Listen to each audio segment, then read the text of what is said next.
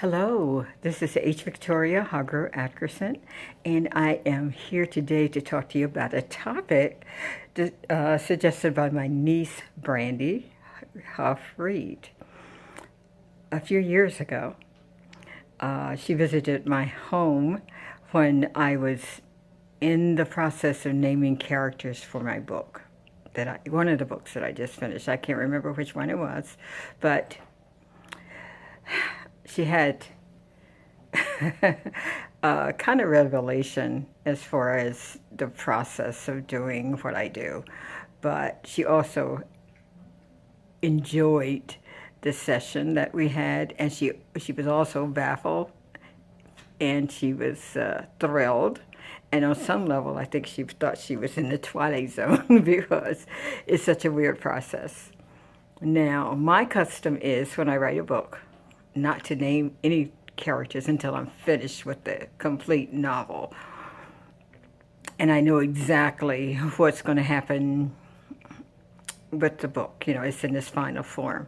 So what I do is to call some friends together, usually my husband and my best friend, and maybe one other person, but no more than 3 people. It gets pretty complicated if you get more than that.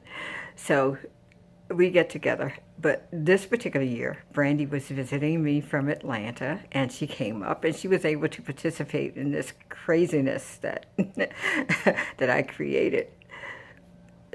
It was fun, and I guess for her it was really weird, but we got the job done.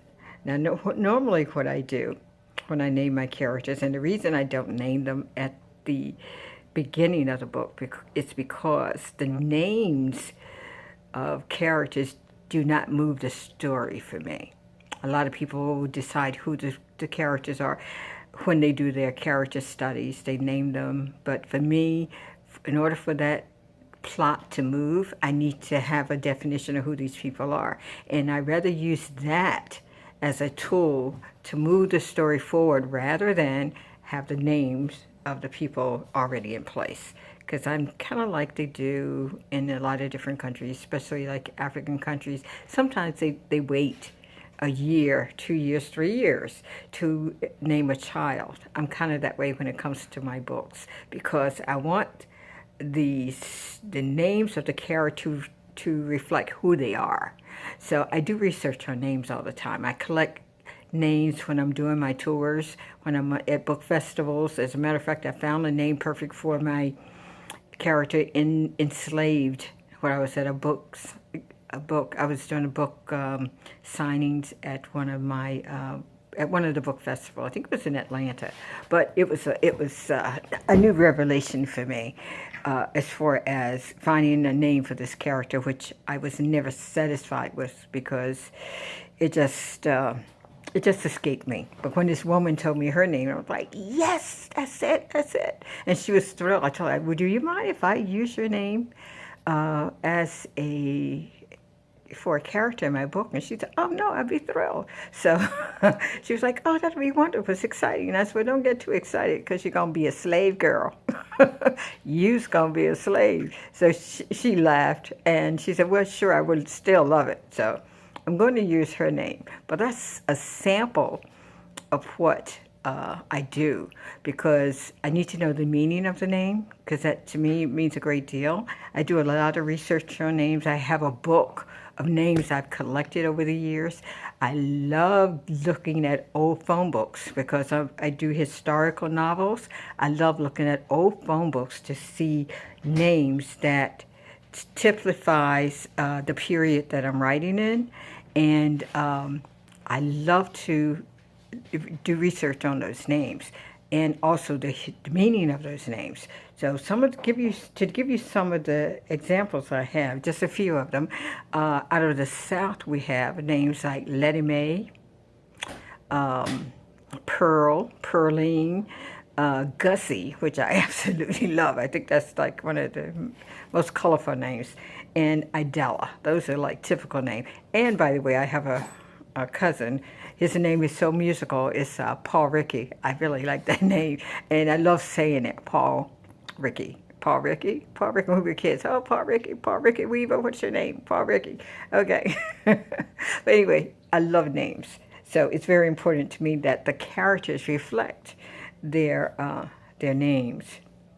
So the other thing is I like to, before I start my naming session, I like to have the people that are going to be helping me derive these names from the many that I do have on hand. I have books of names that I get from everywhere. African names, European names, African-American names, American names. I get names from everywhere.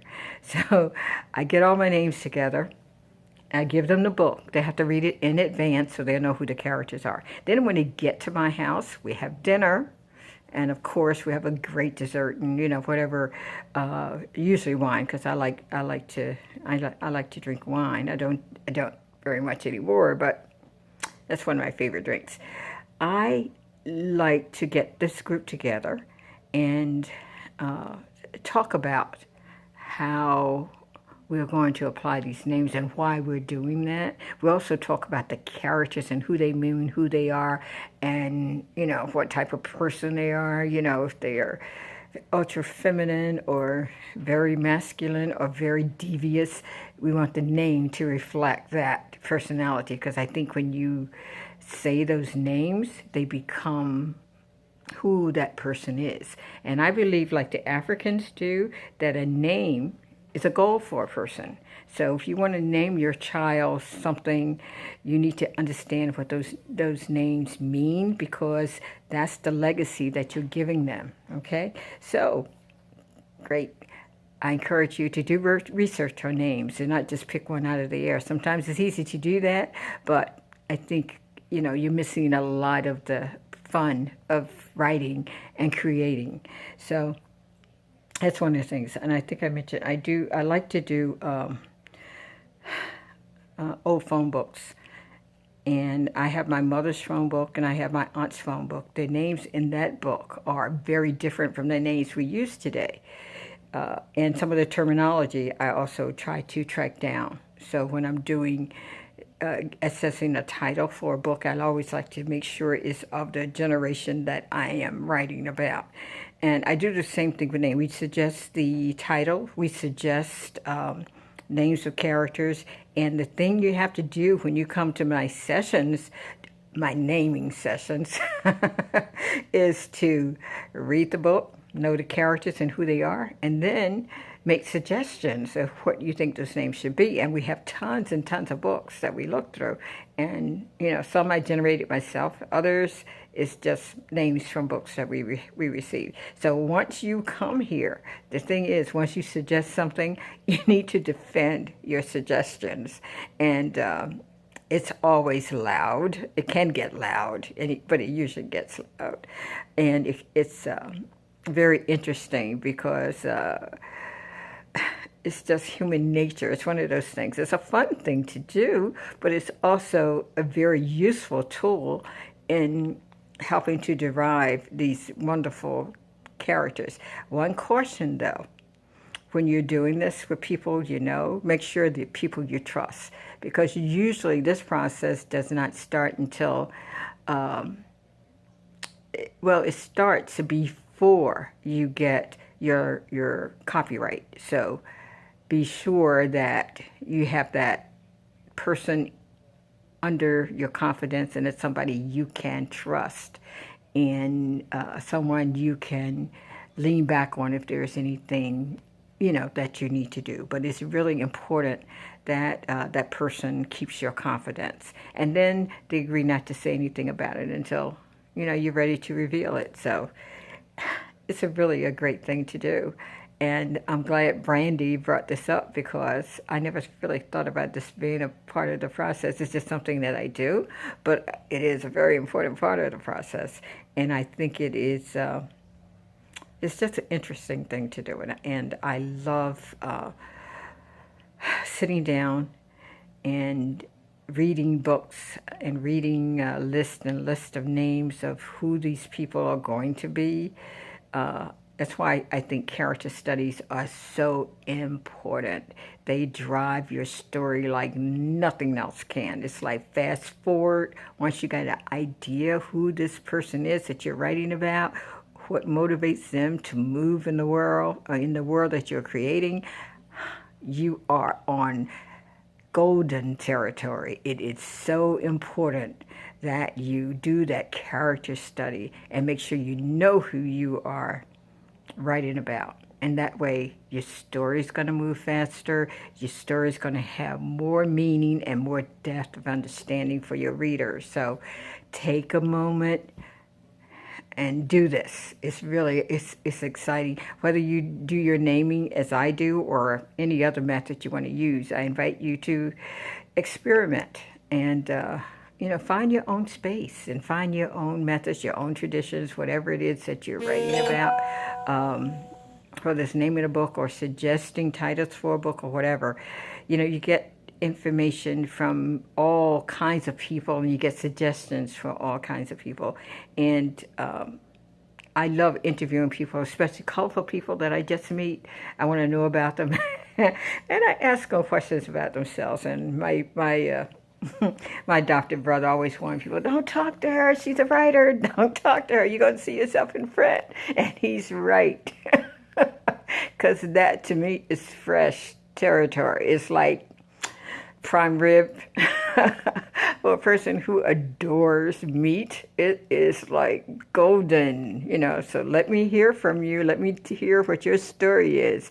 And yes, I interview everyone, whether it's informally or formally. So it's fun. This lifestyle is fun. Being a writer is fun, and it's challenging, and it can be frustrating at times, but there are more positives than there are anything else. So I invite you to take up the challenge and do it, okay? I want to tell you what, to like me on this channel and make sure you subscribe to my channel so that we can continue doing this. It's fun to do this, and I've enjoyed it. I think it helps me because when I go out to talk to groups, it gives me a little bit more experience, and hearing from you, talking to me to tell me how you think about it, helps me to formulate, things that I want to talk to when I go talk to groups. Sometimes people are very defining what they want me to talk about, but there are other times that I can just do it from the cuff. And most of the time, that's exactly what I do. So it's really great. Now, if you want to find any of my books, they're all on Amazon.com and at Barnes & Nobles. Now, if you go to a bookstore and they don't have my books, you must request them. Ask them to get them for you so they can stock them, because the stories, I think, will be ones you will remember forever. And I love introducing them to other people. So it's really cool. So check my website out, www.hvictoriahargroveatkerson.com. Now, I hope you've seen my little presentation I sent out on my new book, my new title. Just click on it. I think it's one of my flash chats. You can see what different aspects of the book cover is going to look like. Now, I will be putting that book cover on for everybody to see. And I'm so proud of it. My brother did it, and he's the best artist I know. What can I tell you? Louis Hargrove. He is absolutely the best. So I want you to take a look at it and see how you like it. Give me a call, or send me an email, send me something on, like I heard from a few people from Instagram and Facebook and Twitter. So a few people saw it today, and I like that response. I like hearing from you. So thanks so much.